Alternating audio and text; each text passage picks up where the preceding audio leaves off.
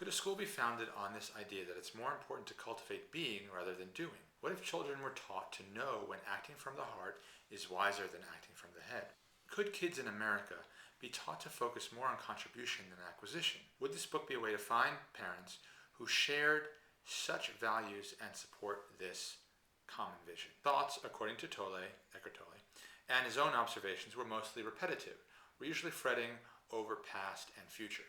Then Jordan said to himself, from this perspective, the incessant worrying about money that I got from my father is neither inevitable, logical, or necessary. Jordan began to imagine a community of parents who were willing and able to identify their own limiting attitudes and see how their thought patterns might seem logical, but were leading to sadness, anger, or disappointment. This group of parents would have a new relationship with their child's educators never before seen. Parents would be given a forum to share their own repetitive limiting concepts with the option of keeping their anonymity. You could just email it to them. This would allow teachers to co-create a curriculum with children designed to prevent the child from falling prey to that same repetitive thought pattern. The attitude towards money is just one example we unknowingly pass on to children.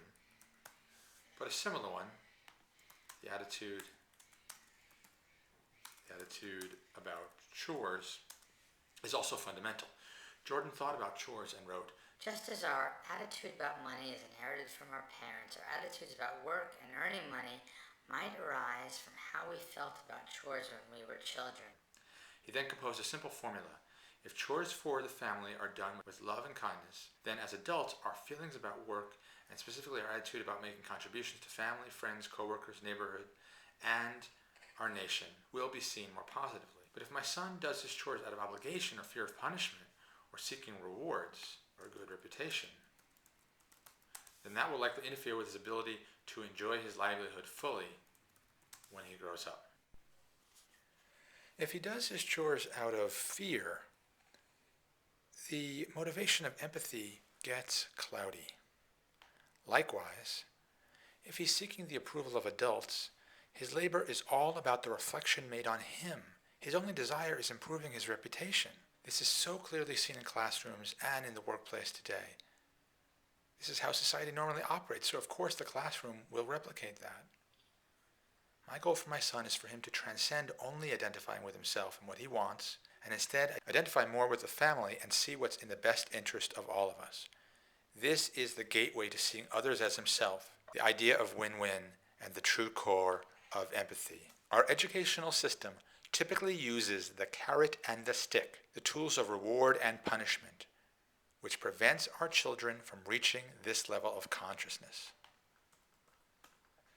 They're preoccupied with grades, being liked, avoiding punishments, and getting praise. And given few motivations, invitations, or opportunities to think of others. Am I arguing against the gold star for good behavior? Yes. Am I suggesting it's counterproductive to nag or threaten children to get them to do chores or to study? Yes. The alternative is to shift our thinking. We trust that children want to expand their identification beyond themselves. It feels good to get praise, but it has a grasping quality. I believe children can feel that. It's insecure, after all. If they get praise today, it only means they will have to earn praise tomorrow. When we provide unconditional love, we will find that our children rise to the occasion. It may take longer before they commit to chores or studies. The reason we use threats and rewards is that it gets more immediate results, but this method requires great emotional and mental effort for adults.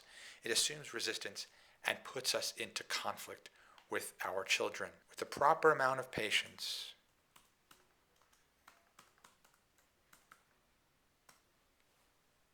and faith in our children, we will eventually be rewarded. For when they do commit to their chores or studies, the motivation will arise from a more heartfelt place. It is understandable that children who react to their chores and schoolwork with resentment, laziness, shortcuts, destructiveness, or passive aggressiveness will end up feeling the same way about their jobs when they grow up. There's so much at stake in this. Imagine if we could transform our thinking in this way. Violence, pollution, and corporate greed would no longer exist. Could creating happy adults be that simple? Why not? If the goal is to produce children that grow up to be happy, then it seems these simple notions and a curriculum based on them will be much more important than doing well on standardized tests or getting into college. I want my son to get into a good college because this would seem to give him the best economic chance as an adult. But from my own life and those of many I have met, I know that if you have a stellar education, build a good career, but are still chasing rewards, praise, or a raise, or fearing punishment, criticism, or being left behind, then even becoming rich won't lead to being a happy adult.